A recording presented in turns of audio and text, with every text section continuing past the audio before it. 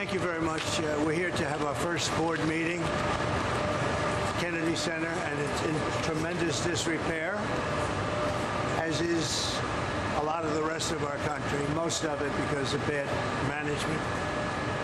This is a shame what I've watched and witnessed.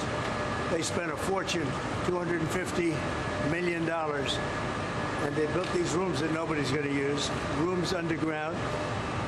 And I've often wondered, what are the big cubes that they have outside that block the view? They're cubes with a door in them so that people can get down to rooms that nobody's going to use. And it's a shame.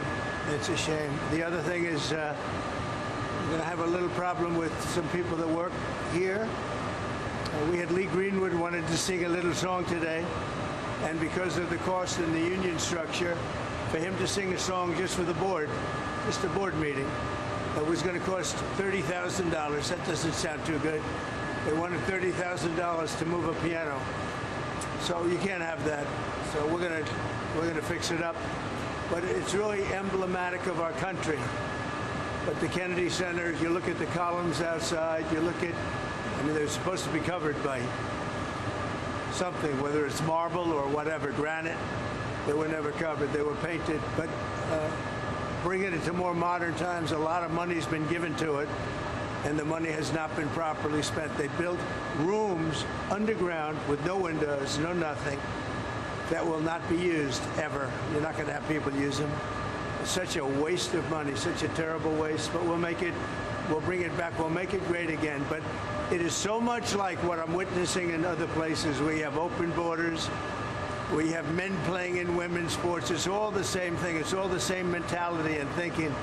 So I'm very disappointed when I look around. The bottom line, it has tremendous potential, and we'll work with Congress. As you know, it's a very public facility, and we'll do what has to be done. We'll be having a meeting with the Speaker in the not-too-distant future. I think it's important to save this structure in this building. I think maybe we close up some of the work that's been done and built because it was done terribly. It was done terribly. The concept was very bad. Mr. President, why was it so important for you to come here today to the Kennedy Center? You have so much on your plate. Why come today here? This represents a very important part of D.C. and actually our country. And I think it's important to make sure that our country is in good shape and is represented well. When people look at this, I've been hearing for a long time that they come here and they're very disappointed. When they come here, I want them to be excited. We're bringing a big move onto Washington, D.C. We're going to stop the crime. We actually worked with the mayor. We took down a lot of tents. They were all over the place in front of the State Department.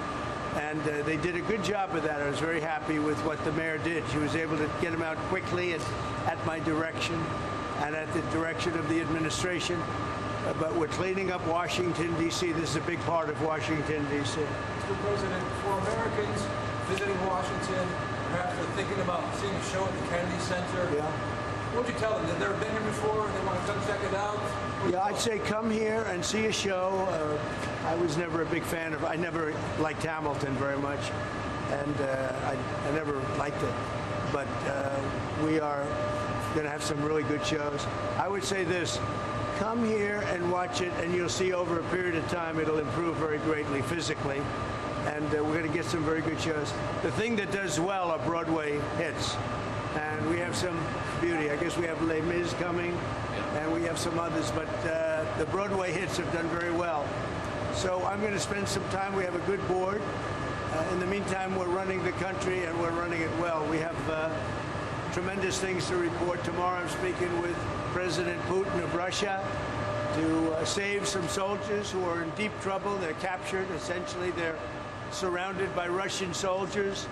So I give you a lot of different things in one news conference, but it's a big deal. They're surrounded by Russian soldiers, and I believe if it wasn't for me, they wouldn't be here any longer. I was able to get them not to do anything at this moment, but it's a bad situation in Russia, and it's a bad situation in Ukraine. What's happening in Ukraine is not good, but we're going to see if we can work a peace agreement, a ceasefire and peace, and I think we'll be able to do it. I'm speaking to President Putin tomorrow morning, yes.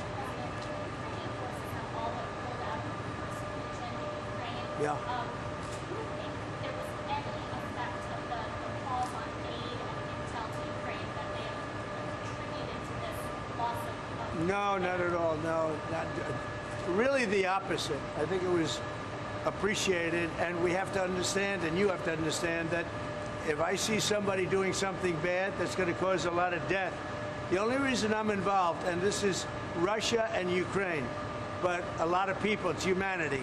I'm involved for humanity. A lot of people are being killed over there, and we had to get Ukraine to do the right thing. It was not an easy situation. You got to see a little glimpse at the Oval Office. But I think they're doing the right thing right now, and we're trying to get a peace agreement done. We want to get a ceasefire and then a peace agreement. And then counter to that, is it counter to that work towards a peace agreement? Who you with? Russia, Washington D.C. Is it counter to that work towards a peace agreement to have Russia specifically attack this region so strongly? So we're going to see how it all works out.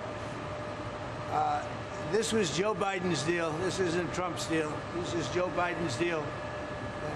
He gave $350 billion to Ukraine, and he shouldn't have done it. It wasn't secured. Europe gave $100 billion, and it was in the form of a loan. They get their money back. And they should actually have much more in it than us. But Joe Biden was grossly incompetent, and it's a shame what they did. $350 billion. We could have rebuilt our entire Navy for that kind of money. Mr. President, sir, there were 18 Secret Service agents protecting Hunter Biden in South Africa this weekend. Who's paying for that, and do you plan to revoke his Secret Service protection? Well, we have done that with many. I would say if there are 18 with Hunter Biden, that will be something I'll look at this afternoon, okay? Sir? I just heard about it for the first time. So you have 18 Secret Service going, where is he exactly? In South Africa.